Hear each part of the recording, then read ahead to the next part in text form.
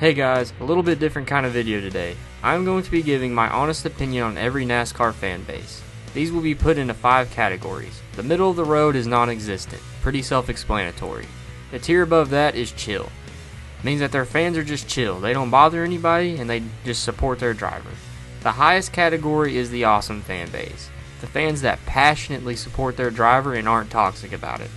But on the other end of the spectrum, we have the annoying fan bases. The fan bases that aren't bad enough to be at the bottom, but also the fan bases that you simply don't want to deal with. And finally, the bottom of the fan bases are just awful. The fan bases that are toxic and everything in between. Also, please keep in mind that these are based on my interactions and experiences that I have had. So your perception of that fan base might be different than mine. So just keep that in mind. So with all that out of the way, let's get into it. We're going in number order here, and the first one is of course Chastain fans. Chastain fans are annoying. Anything wrong that Chastain does is justified apparently. Any wrong move Chastain does, his fans are always there defending the move and saying it was justified, even though it clearly wasn't. Annoying. The next 2 fan bases, Austin Cindric and Austin Dillon. Both fan bases are just non-existent. I've never seen one Austin Dillon fan in my life, and the only Austin Cindric fan I've ever seen is that weird NASCAR Sky Girl on Instagram that a lot of guys thirst over, which I don't see why. And I could have swore she was a Logano fan. Someone please let me know. Noah Gragson fans are pretty chill. Most of them know where their driver is at in his career, and they've just accepted it, and now they just support him. Chill. Larson fans are annoying. Literally 90% of Larson fans are the Facebook boomers that everybody speaks of. Anytime he wrecks himself or gets himself wrecked, to them it's never his fault. It's always someone else's. Like a few weeks ago at Darlington when he spun out off the bumper of Bubba. It was a conspiracy and they proceeded to call it rigged and that Bubba spun him out on purpose. The only reason I don't put them in awful is because some of them are actually alright. So they're just going in annoying. Next up is Keselowski fans. I'd say they're just chill. They don't bother anybody and just kind of keep to themselves and support their driver. Justin Haley fans are non-existent. Never seen one in my life. Kyle Busch fans are annoying. The reason why is because when Kyle Busch was dominating the 2010s, all the Busch fans held some kind of supremacy over the rest of us, and they showed a sense of entitlement.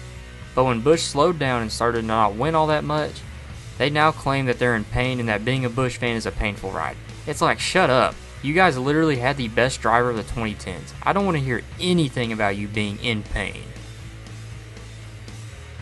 Now I'm sure a lot of you were waiting for this one, but Chase Elliott fans are absolutely terrible. The worst fan base in all of NASCAR right now. Where do I even start? Whether it's the sense of entitlement or them playing victim and saying that we hate the Elliott fan base just because he's popular. No, that's not true at all. Honestly, for me, it's when he right rear hooked Denny Hamlin at the Coke 600. Elliott fans were saying that he was justified in doing so and that he didn't deserve to get suspended, which is absolutely absurd. Also, when you criticize Elliott in any way or say that Larson's better, they'll come at you with full force and say that you're wrong, even though the stats prove that Larson's been better. So yeah, Elliott fans, terrible. Ty Dillon fans, never seen one, never heard of one, non-existent. Denny Hamlin fans, in my interactions at least, have always been pretty chill.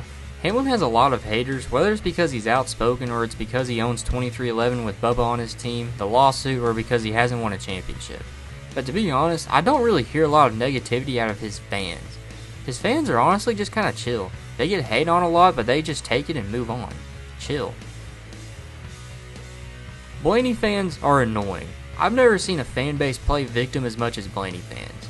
They act like everything always happens to them and act like nothing good ever happens.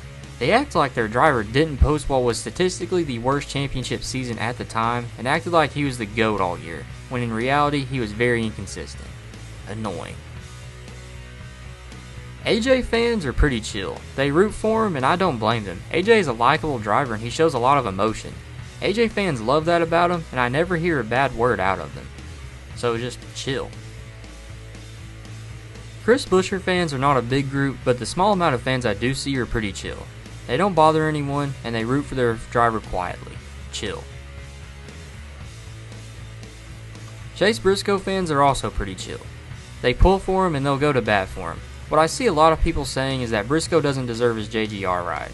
and his fans defend him and offer fair points, and they are civil about it and not toxic. So, chill. Bell fans are the first fan base I'm going to put in the awesome category.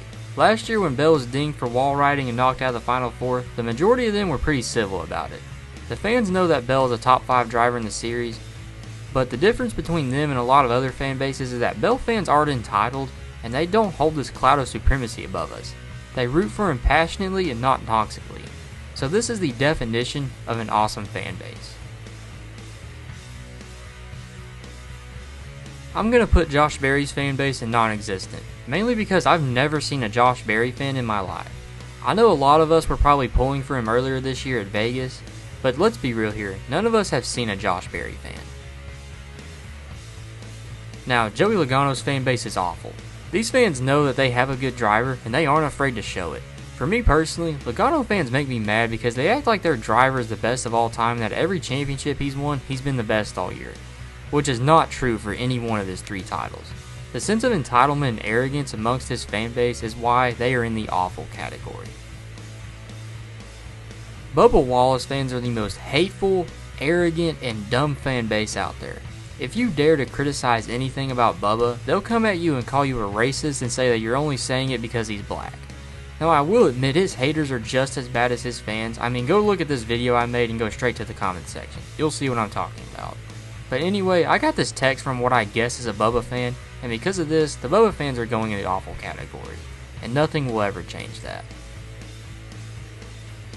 The second fan base I'm going to put in the awesome category is William Byron fans. The amount of hate and people discrediting William Byron's achievements is crazy, but William Byron since 2023 has arguably been the 2nd or 3rd best driver in the series.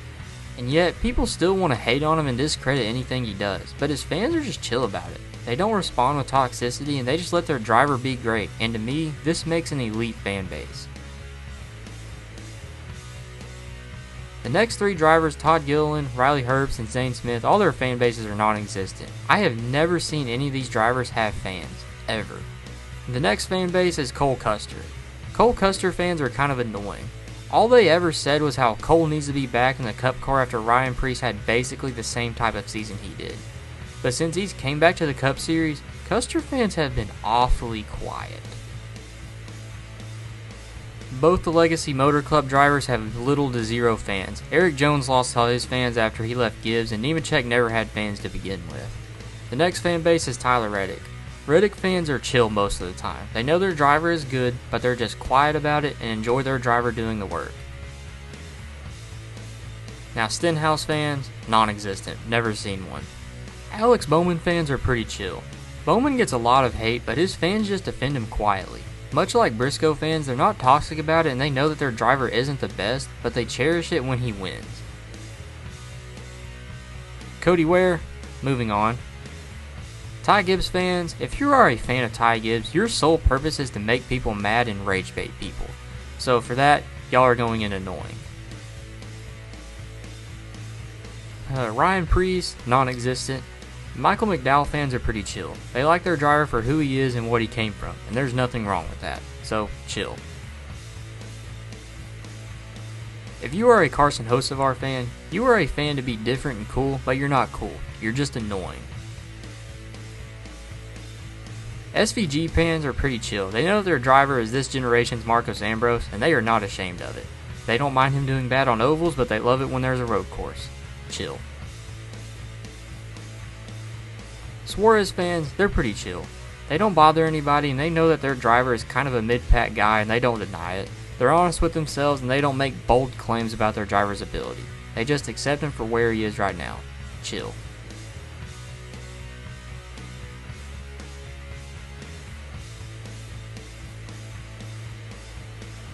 Now before I go, I have to talk about 2 other fan bases outside of NASCAR. The first one is F1 fans. I have never seen a fan base with the amount of elitism as F1. If you are a NASCAR fan amongst F1 fans, you are treated as a second-class citizen and as if you're dumber than the rest of them. I actually have a personal story to share with you. I was in Dallas in the summer of 2022. For those of you that don't know, I grew up about an hour outside the DFW area. So anyway, I was in Dallas at an event. My event was inside a hotel in Dallas. About 4 blocks away from this hotel, there was, I guess you could call it an event, more like a gathering of fans. I don't really know what you would call it, but it was F1 themed. It was held inside an event center. I used to be a fan of F1. I used to watch it. But anyway, I walked down to this event center just to check it out, and I was just walking around browsing. I was wearing a Jeff Gordon shirt and my NASCAR branded hat, and as soon as I walked in, I got instant dirty looks. I was there for about 15 minutes, and the whole time people were just staring at me. And then eventually this guy walks up to me. He looks to be about 5 or 10 years older than I am. He looks at me dead in the eyes, non-jokingly, with a straight face, and says, "I didn't know they allowed retards in here." Now look, I'm not someone that gets offended too easily, but that kind of ruined F1 for me. After that, I just kind of walked off, went back to my event and enjoyed the rest of my week. But since then, I haven't taken F1 seriously, and I still keep up with it, I just don't watch it. I know a lot of people say that NASCAR fans are toxic, but F1 fans are on a whole nother level. The other batch of fans I want to talk about is WWE fans. Now, I used to watch wrestling. I was born in 2005 and started watching when I was 6. In 2011, I started watching, and I just remember CM Punk and John Cena being really big at the time. And I watched it every week, but about 2017, 2018, you know what, actually WrestleMania 34, I just got fed up with it and quit watching. It was so bad. I didn't remotely keep up with it, but then about March of last year, I heard that it was a lot better, and to be fair, yeah, it is a lot better now. But I just can't get back into it again like I was 8 or 9 years ago. But anyway, about the WWE fans, they are unbelievably annoying. All they do is bitch and moan about it being too predictable. It's kind of like, you know, if you don't want it to be so predictable, maybe don't watch scripted fighting. It's a simple solution, and if you don't like it, then don't watch. Another thing is that this past February, I guess, Jey Uso won the Rumble. People endlessly hated on it and said that it wasn't the right call and that he didn't deserve it. But to be honest, yeah, he did deserve it. He is insanely over with the crowd. And he is, I think, the top merch seller in the company. Don't quote me on that. So they rewarded him for it, and people took issue with it because, well, it's not the guy they wanted to win, or it wasn't the obvious choice. What a dumb fan base. Well, that's going to do it for today, guys. Thanks for watching. Like and subscribe. I'm trying to hit 4,000 by the end of the year. Comment, follow me on Instagram. Thank you to my channel members, and I will see you guys next week for another video. Y'all have a good one.